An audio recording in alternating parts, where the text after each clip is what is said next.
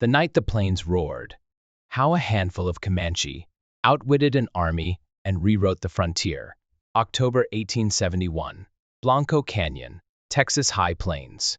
The wind howled across the endless Texas plains, carrying whispers of death and defiance. In the flickering light of campfires, 600 U.S. soldiers, under Colonel Ranald Mackenzie, slept fitfully, their rifles close at hand, unaware that the shadows beyond the flames were alive with eyes, Comanche eyes. It was October 9, 1871, and the High Plains, a brutal expanse of grass and sky, known as the Llano Estacado, were about to witness a clash that would echo through history. This wasn't just a battle, it was a masterclass in cunning, a desperate dance between a fading warrior nation and an empire determined to crush it. The story begins months earlier, on a blood-soaked patch of earth called Salt Creek Prairie. On May 18, 1871, a wagon train hauling supplies to Texas forts rolled through the frontier. Its 12 teamsters joking about the quiet day ahead. They never saw the storm coming. Over 100 Kiowa and Comanche warriors, led by the fierce Kiowa chief Satanta, descended like a thunderclap. The attack was swift, and savage 7 men fell, their bodies bristling with arrows, one strapped to a wagon wheel and burned alive as the raiders looted the spoils. "Find those horses," he growled, their tale igniting a fire in General William Tecumseh Sherman, who had passed the same wagons just an hour before. The near miss turned a skeptic into a crusader. "No more," Sherman vowed. "We go into the wolf's den and end this." The wolf he sought was Quanah Parker, a name that struck terror into settlers' hearts. Half Comanche, half white, Quanah was a war chief of the Quahadi band, a man whose very existence defied the boundaries of two worlds. Raised in the unforgiving plains, he was a phantom on horseback, a leader who turned the vastness of his homeland into a weapon. The Quahadi were the last holdouts of the Comanche Nation, a people who lived by the buffalo and fought for every blade of grass. They didn't build cities or plant crops, they rode, they hunted, and they struck like lightning. To the U.S. Army, they were a plague. To their own, they were legends. Sherman's orders were clear: find the Quahadi, force them onto reservations, or wipe them out.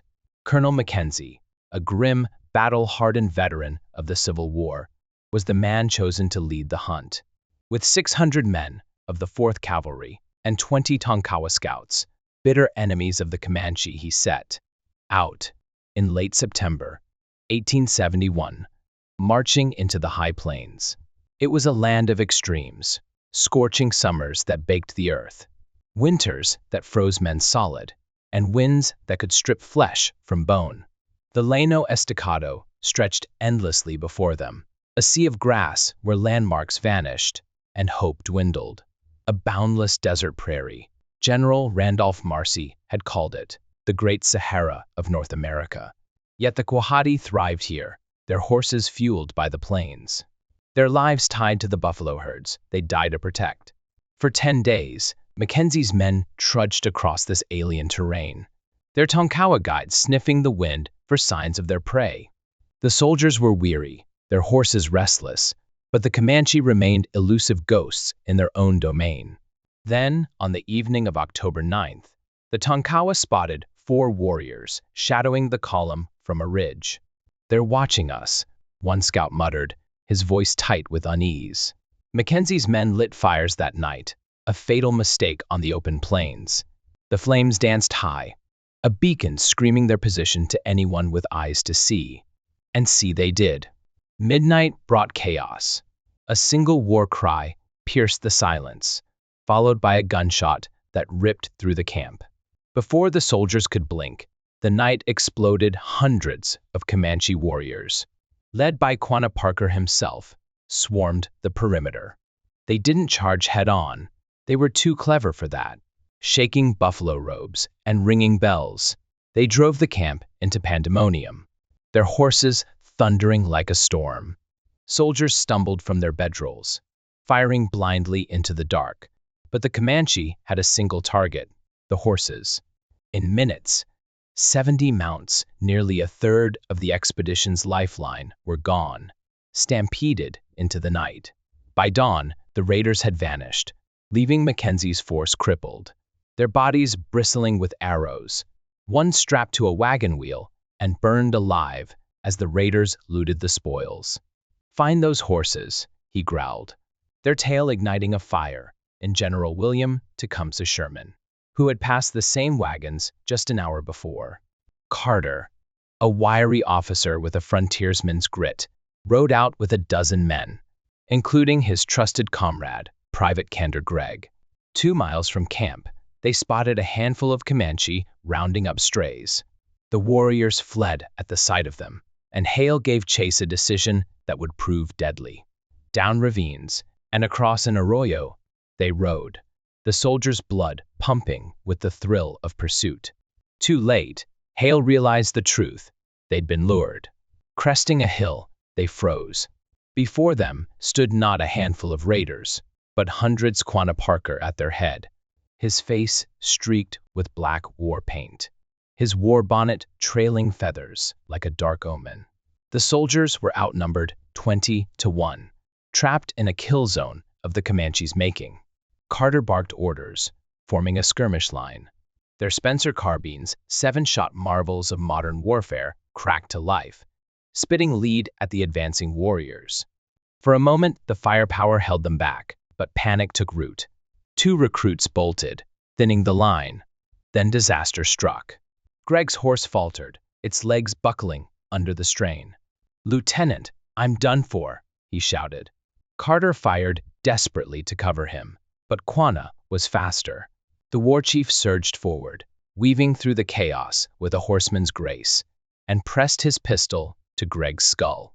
A single shot rang out, and Gregg crumpled, dead before he hit the ground. The detachment fought on, arrows whistling past their heads, their retreat a desperate crawl toward safety.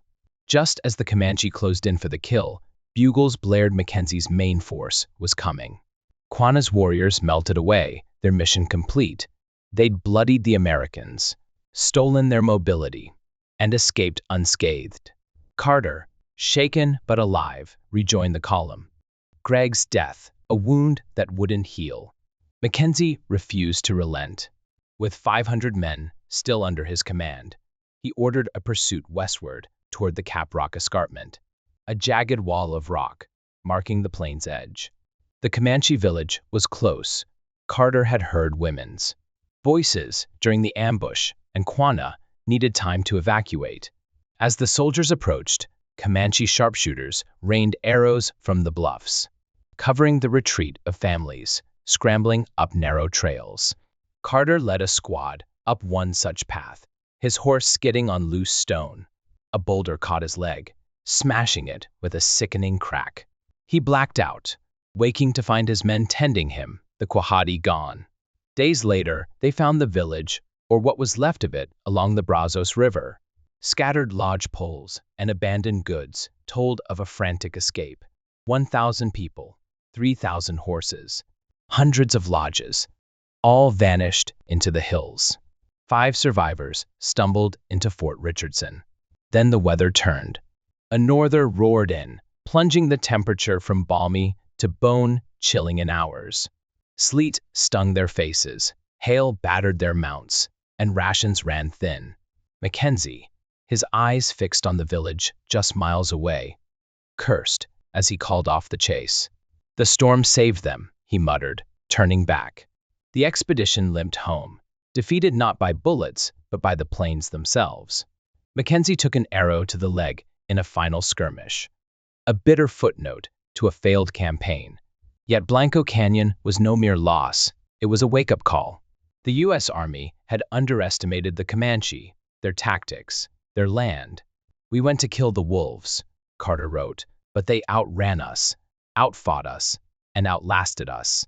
The aftermath reshaped the frontier. Sherman's resolve hardened, and within 4 years, Mackenzie would return to finish the job, forcing the Quahadi onto reservations.